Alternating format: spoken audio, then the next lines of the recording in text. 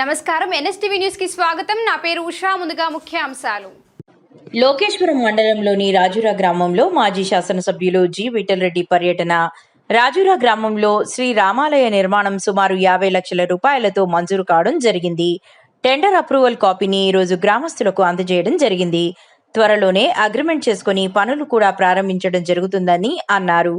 Tender approval చేసినందుకు ముఖ్యమంత్రి రేవంత్ రెడ్డి గారికి, దేవాదాయ శాఖ మంత్రి శ్రీమతి కొండా సురేఖ గారికి, ఉమ్మడి ఆదిలాబాద్ జిల్లా ఇన్ఛార్జ్ మంత్రి జూపల్లి కృష్ణారావు, ముధోల్ నియోజకవర్గ ప్రజల తరపున ప్రత్యేక ధన్యవాదాలు తెలిపిన మాజీ శాసనసభ్యులు జి విఠలరెడ్డి.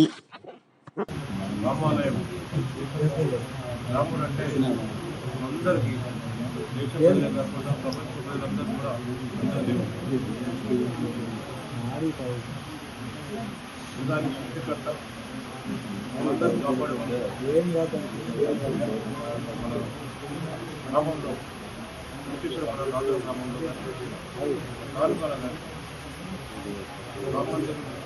కావాలని చెప్పి అందరూ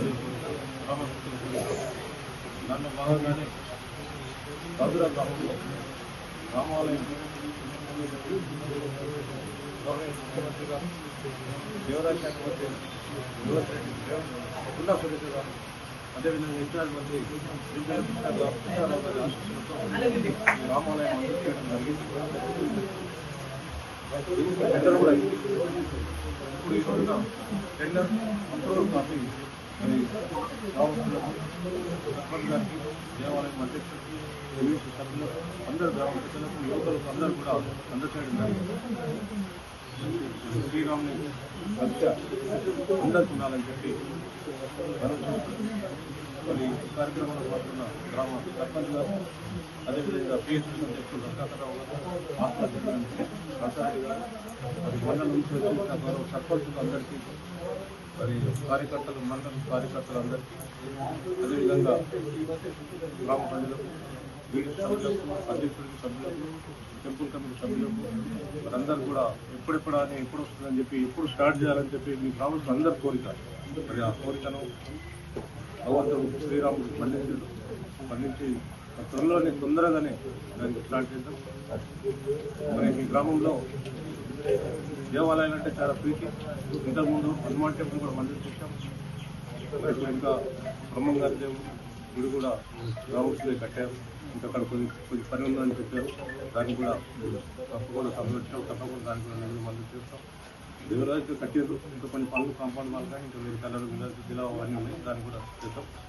మరి ఇప్పుడు ఈ మందిరం వస్తుంది. మరి మీ గ్రామస్తులకు ధన్యవాదాలు. ఎందుకంటే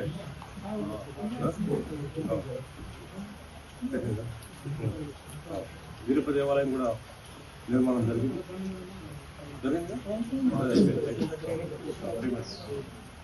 మీ అందరు గ్రామస్తులు కూడా ఐక్యమత్యంగా ఉంటూ గ్రామాభివృద్ధికి తోడ్పడతారు. ఎలక్షన్ అప్పుడే రాజకీయాలు, పార్టీలు, ఎలక్షన్ అయిన తర్వాత ఎటువంటి కుట్రలు వేయకుండా ఐక్యమత్యంగా ఉండి గ్రామానికి ఇప్పుడు కూడా అభివృద్ధికి తోడ్పడతారు. మీ అందరూ కూడా గ్రామస్తులందరూ కూడా మరి మాకు ఆహ్వానించి, మండల కార్యకర్తలకు అందరూ కూడా ఆహ్వానించడానికి మరోసారి